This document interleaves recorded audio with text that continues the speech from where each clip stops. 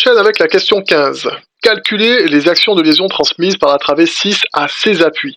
On retient pour la travée intermédiaire le schéma mécanique ci-dessous. Super, on a des informations, il y a tout qui est noté, on a des moments par-ci, par-là, ouais, c'est exactement ce qu'on a trouvé, hein, 117 kN. À partir de là, bon, ben, on peut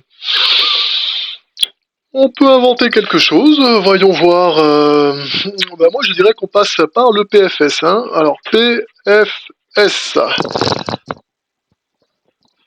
Donc le PFS, hein, le principe fondamental de la statique. On va enchaîner directement. Bon, bien sûr, il n'y a aucun effort normal, donc c'est pas la peine de réécrire la somme des efforts normaux qui est égale à 0.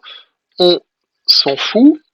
Donc la somme des forces en Y égale à 0, ça me donne quoi? Ça me donne... Ah oui, il faut que je donne un petit nom aussi à chacun. Donc ici, la réaction d'appui ici, je vais l'appeler Y2, et celle qui est là, hein, forcément, puisque c'est ce qu'on cherche, hein, on cherche Y2 et Y3. Ce sont ces deux choses-là que l'on nous demande de trouver. Nos problèmes, donc ici, ah oui, aussi petit rappel sur les signes, donc tout ce qui est dans ce sens et dans celui-là, c'est le sens positif.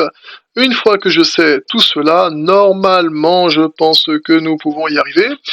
J'ai donc Y2 plus Y3 moins 30,7 multiplié par 5,51 égale à 0.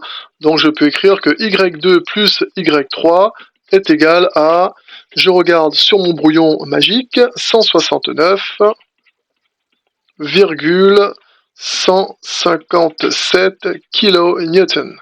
Voilà.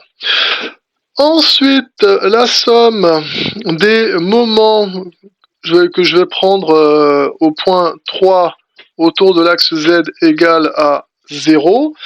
Je peux, ça veut dire quoi? Ça veut dire que donc je me situe hein, au niveau là, ouais, du point numéro 3, et à partir de ce point-là, tous les moments sont égaux à 0.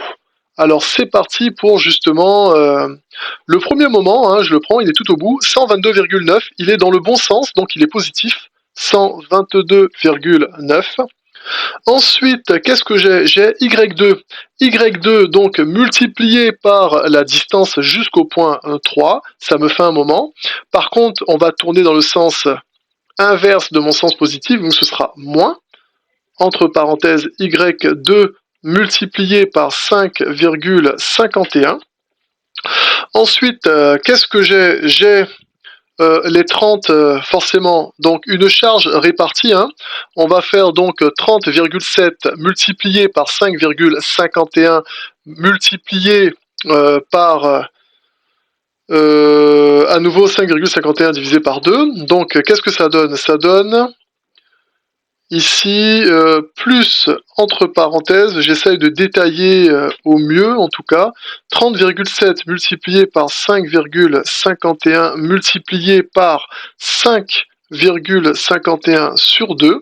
Voilà, lorsqu'on a une charge répartie, ce qu'il faut faire, si vous avez du mal, n'hésitez pas à aller regarder donc les vidéos que j'ai fait pour les STI 2D, je crois que ça s'intitule NVM, voilà, lorsqu'on fait les différents diagrammes, j'ai détaillé un peu plus comment on fait pour trouver justement le moment avec une charge répartie.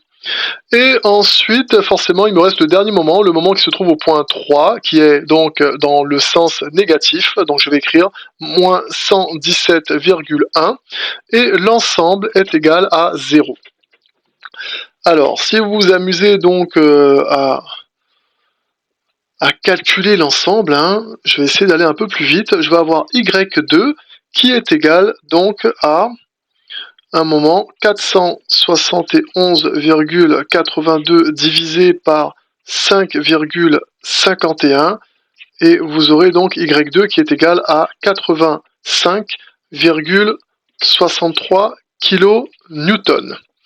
Donc je trouve ici Y2 et pour trouver Y3, ben, c'est pas compliqué, hein, je reprends ce que l'on avait fait ici, vous voyez là, juste là, que je vais réécrire. Donc je sais que 85,63 plus Y3 est égal à 169,157 57, donc je sais que Y3 est égal à 169,157 moins 85,63, soit un résultat de 83,527 kN. Voilà les différents résultats que je vais avoir ici et ici. Et on a terminé pour cette question.